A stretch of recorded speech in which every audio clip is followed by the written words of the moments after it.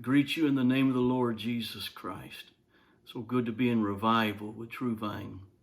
Good to be back with you again tonight. And I feel like the Holy Ghost is leading me very strong in this revival. I'm very excited for the direction and the clarity that God has given us. And I want to give high honor again to Pastor Durrance and also First Lady.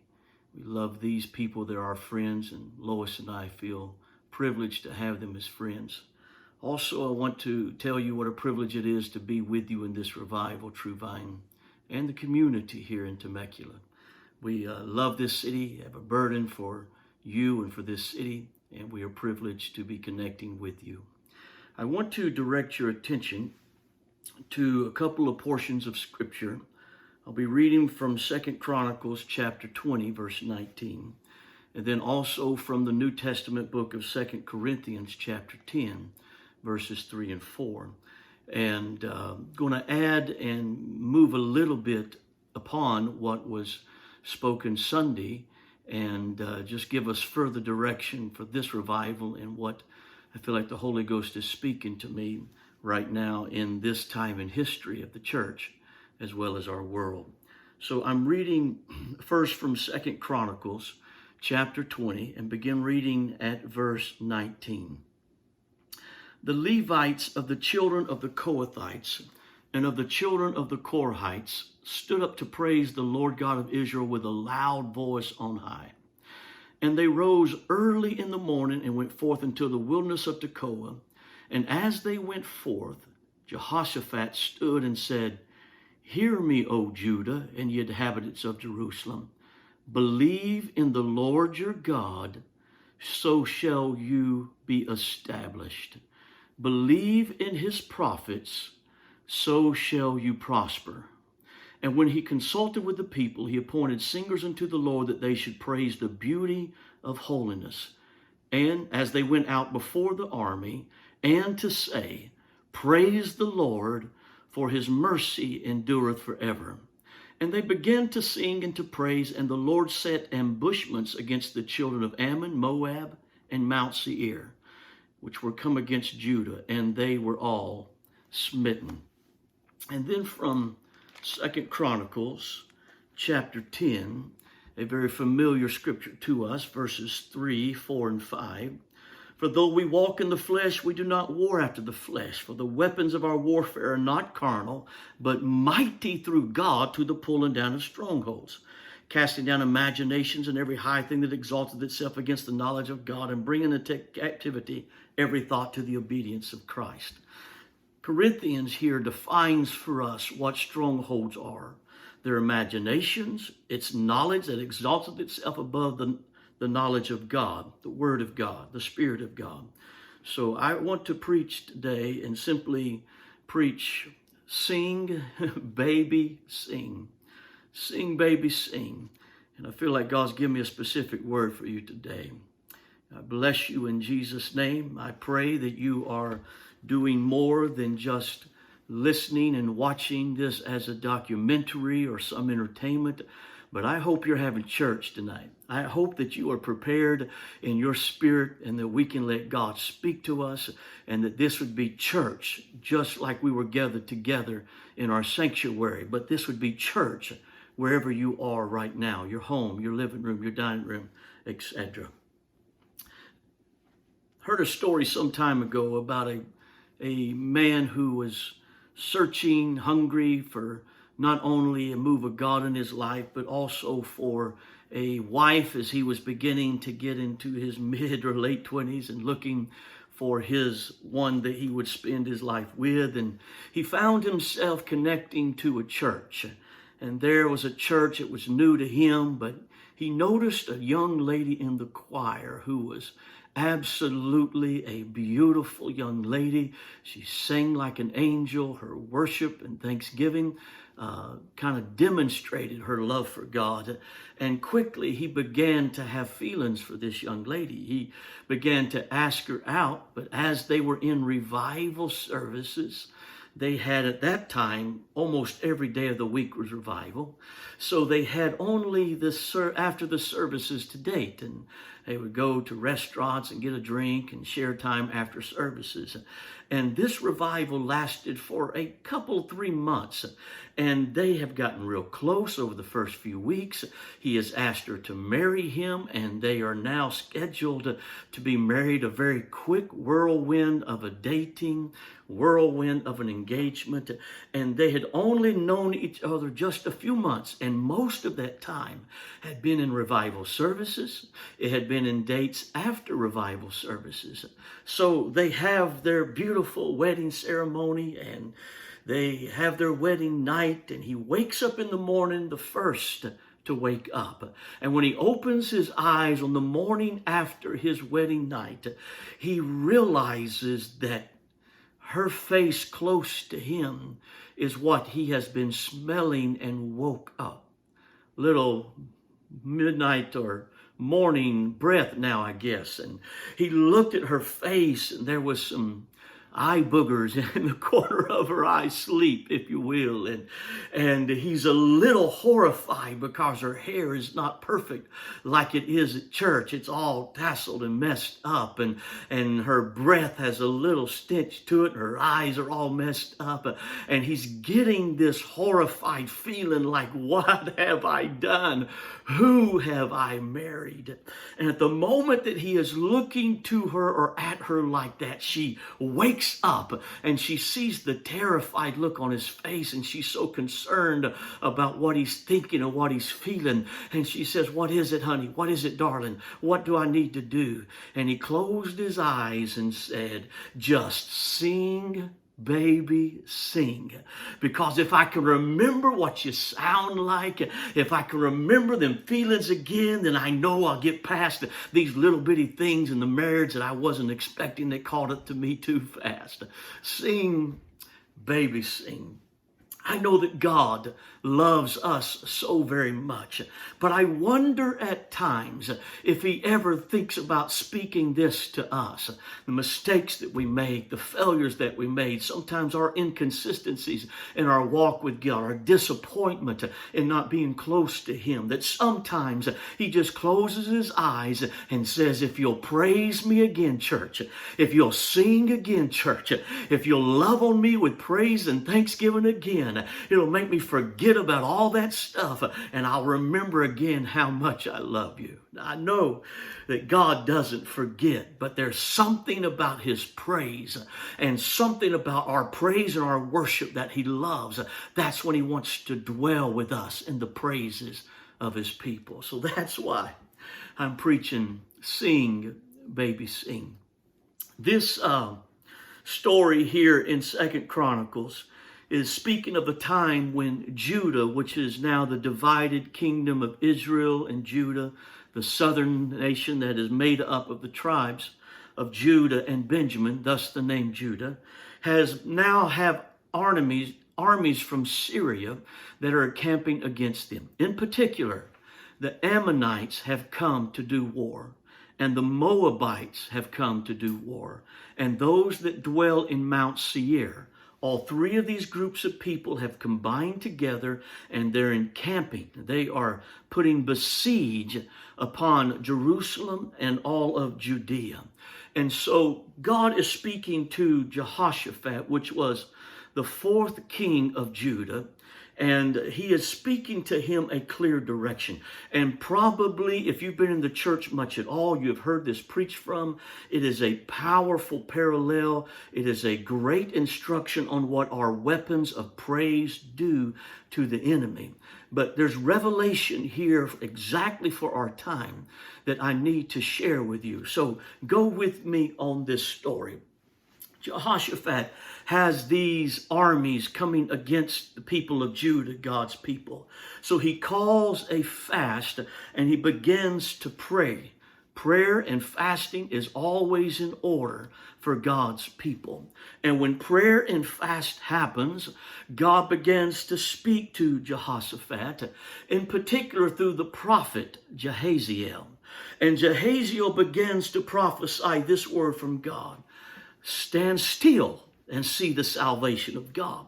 This is the same thing that we learned last Sunday, is that God speaks to us to stand still or to stand firm in our belief in God, our trust in God, and our understanding that He is directing our steps. Stand still and see the salvation of God. And so the king begins to appoint certain singers and praisers to go out before the army. And they are to sing and to praise God, and they will go before the army, meeting the armies that are against them, the Moabites and the Ammonites and those that dwell in Mount Seir. So they're praising God, going out before the army. And the scripture tells us that when they get to where the armies are, all they find is dead people and much treasure for them to take to themselves and to take back to their homes, because God set ambushments against the enemies, and they turned on each other and killed each other. And God gave a great victory, not by our might, not by our power, not by our strength, but the salvation of God came as we let praise go first. And this has been preached in so many ways and great messages that have come from this. But I want us to look a little deeper and see revelation that God is trying to share with us today. First of all, when you begin to study praise and worship in the Old Testament and the New Testament alike, you'll find that the English language becomes a little limited to describe these original words from the original Hebrew, Greek, and Aramaic that the scripture is originally written. So there are some 13 or more words that we see translated into the English word praise or worship, or sometimes it'll define it differently, such as dance or clap your hands. So some 13 words. In particular, in the Old Testament, there are some 6 or 7 words from the original Hebrew that are praise words, worship words, that we just see praise and worship. For example, there's a Hebrew word from the original writings that is yada. Yada. When we see yada translated in English, we just see the word praise most of the time, praise. But the word yada has a specific meaning. It means to throw with the hands, upward and outward. To throw with the hands, upward and outward, as if you are literally scooping with your hands praises, and you are extending them or waving them or throwing them up toward heaven.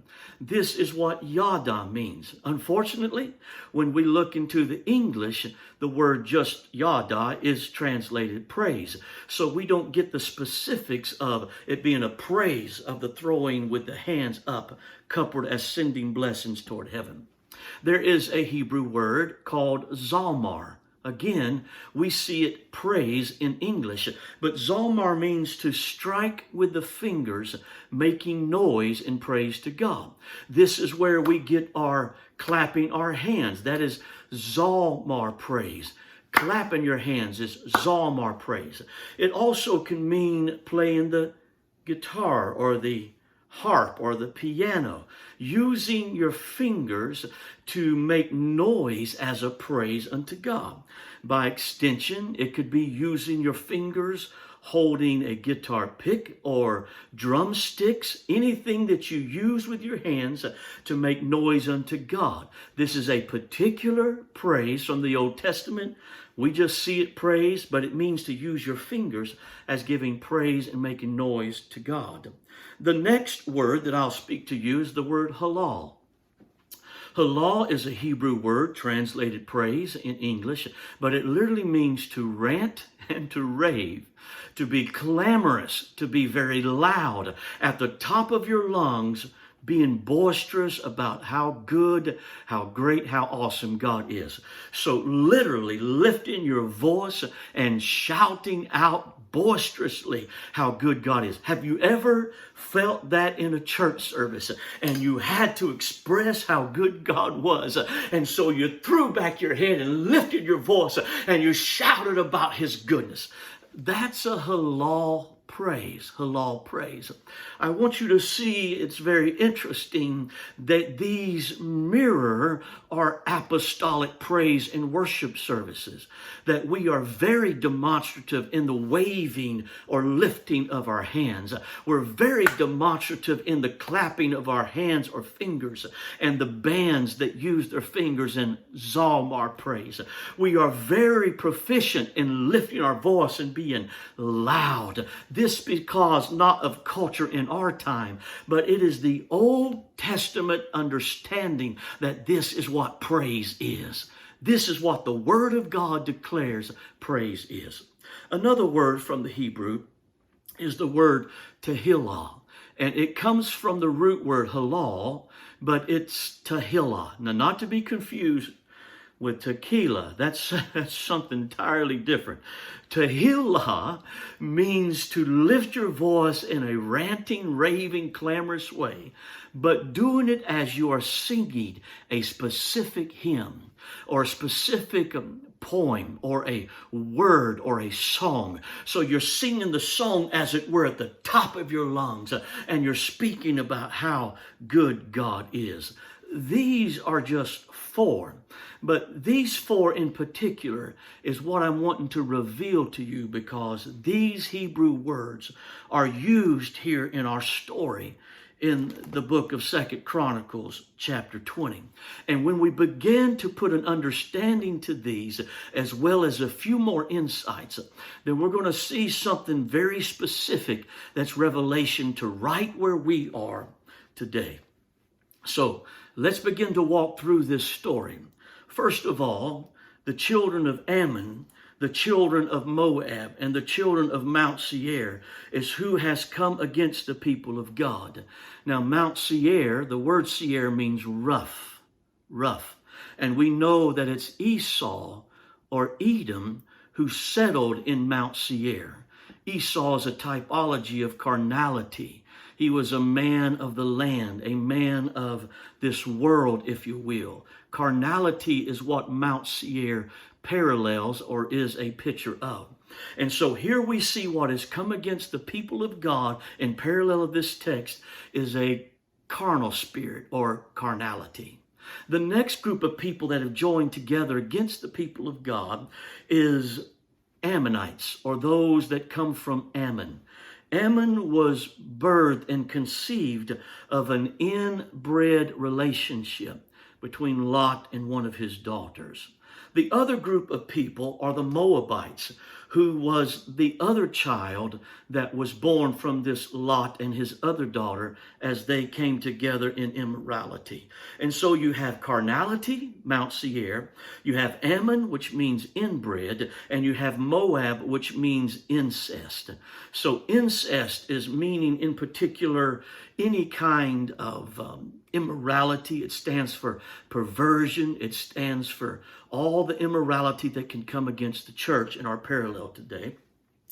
Inbred speaks to things that happen when people begin to breed within the family too closely.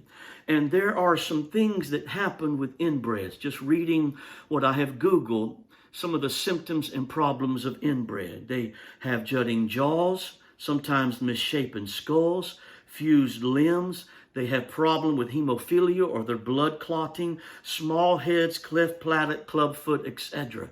And what this means for us today is that you can get so consumed even with religious organization that you marry within a particular organization and your organization quits receiving harvest from outside the organization.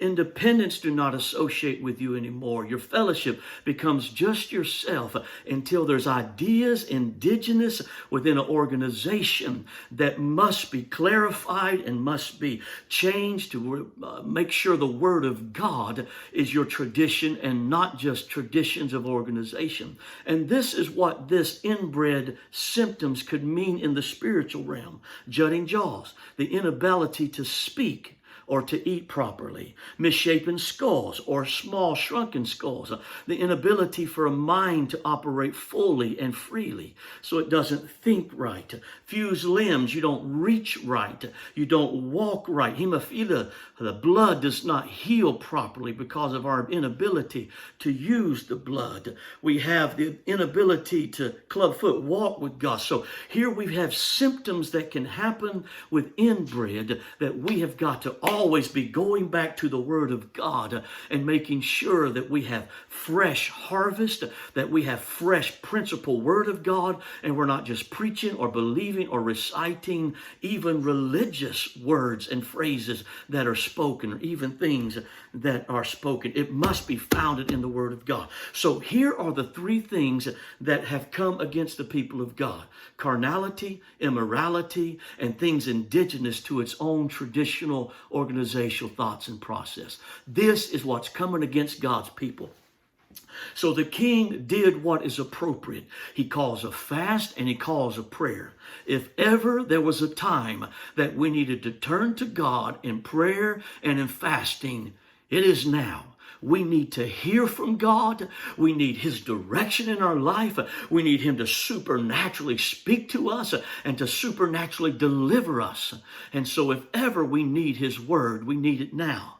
So it's a time for us to humble ourselves and pray and seek His face and turn from our wicked ways, as 2 Chronicles 7:14 instruct us. So a fast is called. A prayer is called. And when prayer and fasting begins to happen, then there is a word that comes from God. I want you to see again what I read in the text here. The scripture says in verse 20, if you believe in the Lord your God, you shall be established. That's that stand still concept. And it also says if you believe His prophets, that you shall prosper. Prophets bring direction and vision. So when God speaks to us, you've got to believe in God, and you've got to believe in the men of God, the women of God put in our lives to give us vision, direction, to give us strength, to do all the things that we should do, the entire fivefold ministry that God has put in our life. And once the prophet begins to prophesy, stand still and see the salvation of God, then we see that the hand of God begins to move. And the scripture says that there was two groups of people that began to separate themselves as leaders in praise and in worship immediately when they heard the voice of God spoken to them prophetically, that He would give us a victory, that we are to stand still. And those were the sons of Korah, or the Korahites, and those that were the sons of Kohath, who were the Kohathites. Now, I'm not going to spend a long time on this, but it's very important for us to understand who really should lead in praise and worship. First of all, we know that the Kohathites descended from the sons of Kohath. Kohath was one of the priests that come from Aaron's lineage, and Kohath and his sons were instructed to be leaders in the house of God. They were the ones that took care of the emblems or the vessels in the house of God. In the wilderness time, they're the ones that carried the vessels in the house of the God from place to place as the temple was moved. It's those that speak of in parallel the leaders in the house of God. If anyone should lead us in praise and worship, it should be those who are leaders, those who are called, those who are anointed, those who have positions and are leading us. They should be some of our greatest praisers and worshipers, especially at this time. The other group of people are those that are called the Korahites, or the sons of Korah. And maybe you'll remember Korah. Korah back in the wilderness was one that rebelled against Moses. And when the rebellion of Korah happened, God sent an earthquake and He sent fire to bring destruction upon the people that were rebelling against the man of God. And when that destruction came, not only was Korah doomed by the word of God to die, but all of his family as well, as instructed by the Old Testament law. But in Numbers 26 and 10 and 11. The earth opened her mouth and swallowed all of them up together with Korah and all the company that died. What time the fire devoured 250 men, and they became a sign. Verse 11, notwithstanding the children of Korah died not. According to Old Testament law, they should have died with their father. This is a people of mercy and grace. They do not deserve to have the mercy of God. They do not deserve to have the grace. They should have died. They were in a relationship. They backslid in rebellion, and God's mercy came to them. So I'm speaking of the sons of Korah as those that have a tremendous testimony of the mercy of God. Perhaps those that knew God and walked away. Prodigals that came back. Backsliders that God was so good and merciful to, of which I am one today. But there's something powerful about the sons of Korah. When David began to write his Psalms, in the book of Psalms, there's certain Psalms that he said, I don't want just anyone to read or to sing these, but I want the sons of Korah. And if you look in some of the Psalms, the heading above it says, to the sons of Korah. And it has this particular psalm, this particular word. Psalms 42 is written to the sons of Korah, which declares this, that as the heart panteth after the water brooks, so panteth my soul after thee, O God. My soul longeth for God. When David wrote this psalm, he said, I don't want just anybody to sing it, but let someone who the mercy and grace of God has showed itself to great depths, to great strengths. Let them sing this song, because nobody can sing about the goodness and the mercy and being hungry for God like those who've been prodigals, those that have been away. Over and over we see the sons of Korah listed as the ones that should sing. Psalms 44, Psalms 45, Psalms 46, which declares God is our refuge and strength, a very present help in the time of trouble. Those that are Korah, or the sons of Korah, know how to sing this. It's more than a tune, it's more than words, but it's worship and praise that comes from a heart that have experienced these words. Psalms 47, clap your hands, O you people, and shout unto the Lord with a voice of triumph. Psalms 48, 49, 84, 85, 87, 88, and Psalms 136, which is the great Hallel. This is known by those of Israel or Judah as the great Hallel. This is their national anthem. This is what they sing when they celebrate the patriotism and the founding of their nation, because it speaks about the goodness of God. And it's called the Great Hallel. That word Hallel means to rant and to rave at the top of your lungs, because they're supposed to sing it at the top of their lungs, talking about how good God is. And it describes what God has done for them, how powerful He is, and every other sentence declares His mercy endureth forever. One song or one translation declares, it says His love is everlasting. So it kind of goes like this: God who created the world, His mercy endureth forever. He created mankind. His love is everlasting. He brought us out of Egypt's bondage. His mercy endureth forever. That type of understanding. He brought us through the Red Sea. His mercy endureth forever. His love is everlasting. So this is kind of how the great Hallel goes. And when we understand that this is what is known by those that are reading 2 Chronicles and with Jewish background and understanding, now we get a better picture of what's happening. Because when God's prophetic word comes through Jehaziel, stand still and see the salvation of God. It's those that know how to lead in worship. Backsliders and leaders in the church, if you will, sons of Korah and the Kohathites, that first begin to praise and to lead the congregation or the nation in praise and worship.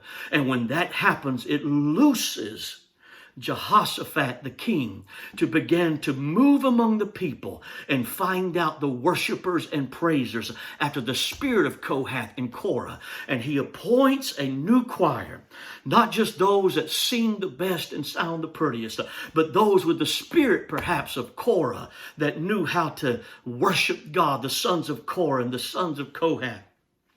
And from those, he begins to put forth this group, this choir that will go before the army, and they will begin to sing and give praises to God. But what we have to understand is that when he gave them instructions to go before the armies and to face the armies that are coming against them, the specific instructions were this: to yada God. That means they would be throwing their hands up in the air. Also to halal, and to sing Tehillah by inference, Psalms 136. So this is the picture. They are gathered in front of the armies of Judah, going out to battle, and they're coming against immorality, they're coming against just church tradition, and they're coming against carnality. And the way they come against this is with praise and worship. Yada praise, throwing their hands, cupping their hands and throwing their arms up in blessings to God. And they're shouting at the top of their lungs, singing this praise about the victories that God has done in their past, and his love is everlasting. He's given us miracles supernaturally, and his mercy endureth forever. It would be a personal testimony and a testimony of your church in parallel today. What God has brought you out of, and what God has done for you as an individual and as a group together, True Vine, the miracles and the provision he has done. And so the choir, if you will, goes before the armies, and they're throwing their hands in the air and they're shouting at the top of their lungs. And this praise and this worship confused the enemies, and God set up ambushments against immorality, against carnality, and against tradition, against Moab, Ammonites, and those that dwelt in Mount Seir. And they turned on each other and destroyed each other. So when the choir and the army got to where the battlefield should have been, all they could do is just harvest wealth for 3 days. 3 days they spent with wealth and clothing and golds and silvers and food because of the victory that God had given them. We need to understand that our praise and worship is our battles. The battle and the weapons that we use are not carnal, but they are mighty through God to the pulling down of strongholds. And what the enemy understands, that I fear too many of us as apostolics have not understood, is that the specifics of our apostolic worship is specifically our weapons that destroy carnality and destroy immorality and destroy traditional ideas, and that we need to have Yada praise, and we need to have Halal praise, and we need to have Tehillah praise. Since we have been in this pandemic, no doubt there has been church piped through the internet that has come into our houses. But I pray that we get a revelation and understanding that just like we clap our hands at church, we need to have that kind of praise going on in our home, not just because that's what we do, but Zalmar praise destroys immorality, and it destroys carnality. And we need this happening in our services, even our services at home, or we are not being fully apostolic and not taking advantage of the mighty weapons that God has given us. We need to have halal praise, because that comes against carnality, and it destroys tradition, because untraditionally we're not just having charismatic type worship in church services at a sanctuary, but we're having it at home. And victories that we could only see at church, now we're going to see at home over immorality and over carnality and over traditional things. This is what I have experienced, and this is again, observation and experience as I close, that even when churches are beginning to open up, what we are battling against is a liberty with apostolic, demonstrative praise and worship. People not are just so cautious that they don't want to lift their hands and so worried about sickness and disease and trying to follow, a 6-foot social distancing rule. No, all of that can still be followed in a demonstrative worship of Halal, Zalmar, Tehillah, etc. But people have come cautious because they have been battling carnality and have not done well. They have been battling immorality and not done well. Please hear me in the Holy Ghost. I feel this prophetically. They've been battling even some traditional things and only wanting to have church in a church sanctuary. But if you will right now where you're at, forget about everything else and clap your hands, all ye people, and shout or halal unto God with a voice of triumph, you are spiritually using your weapons to come against the battle that is facing your home, your family, your spiritual life, your church. I am declaring today that there is a liberty by the power of the Holy Ghost to sing again, to worship again, to clap your hands, to lift your hands, to shout unto the Lord with a voice of triumph, because this is how we fight our battles. This is how we worship. This is how we praise. And there are specific battles that are won when we specifically praise like this. So it's time to get your weapons on. It's time to get yourself anointed. It's time to get faith in your heart and to go do battle. But the best way to fight this is to hear a sure word from God. Listen to the leaders that are in your life that God has put there. And now let's go forth in praise. Let's go forth in worship. Let's be demonstrative right there in your living room, right there in your dining room, and give praise and glory to God, because this is how we fight. This is how we use our weapon. Come on, True Vine. Sing, baby, sing. Sing, baby, sing.